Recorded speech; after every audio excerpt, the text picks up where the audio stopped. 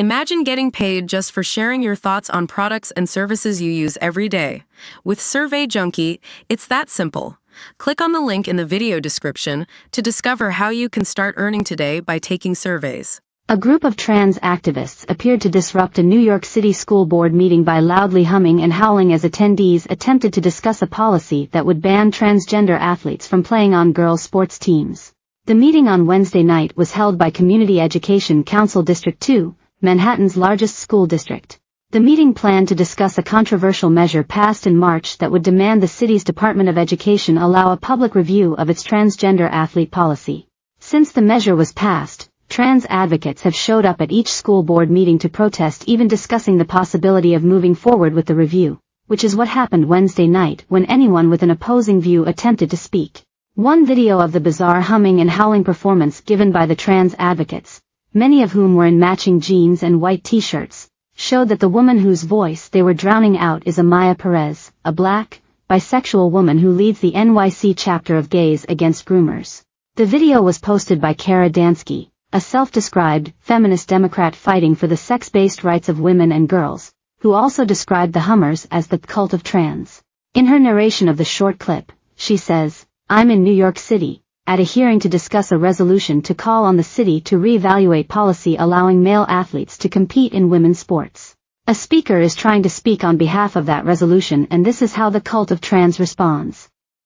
This is the cult of trans, New York City, June 12, 2024. So much for speech, she concludes. Under her voice, a loud, low-toned hum can be heard echoing around the school gymnasium, where the meeting is being held. The tone is periodically accented with the sound of someone howling like a wolf. One of the school board members, Maud Marin, added to the discussion about the meeting on X, posting several of her own videos and slamming the noisy group.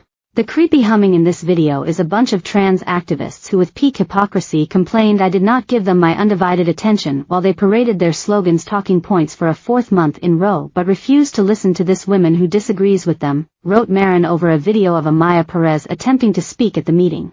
The sheer cult-like bizarreness of the behavior was shocking, she wrote, adding that she is the one who wrote the March resolution, which her committee overwhelming passed by a vote of 8-3. My views on improving academics' gender ideology were well known when I was elected to my third term, she said, implying that her concerns on the matter are likely shared by many parents of children at the schools in the district. The trans activist class, with a full-throated assist from NY's Democratic elected politicians, have gone into overdrive reacting to this non-binding request for a committee. Why?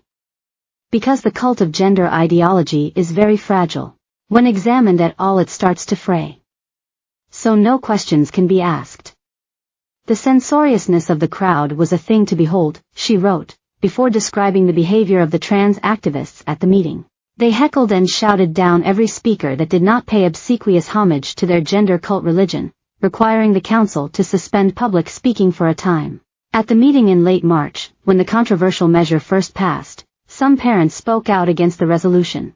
Jared Danker, a gay father and Department of Education employee who has a child in a District 2 school, said the measure would marginalize and discriminate against a group of students who need our affirmation and support, according to the New York Post. Eric Bottcher, a New York City Council member, also condemned the effort as utterly shocking, regressive, and harmful. "We are outraged that you're considering a resolution targeting transgender girls and sports," he said. The goal of the controversial measure, Resolution 248, is to hold a review of the Department of Education's guidelines and to add room for parental involvement into some key decision-making.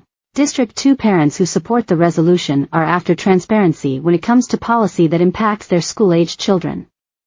Many say it is not clear to them how the initial guidelines were established.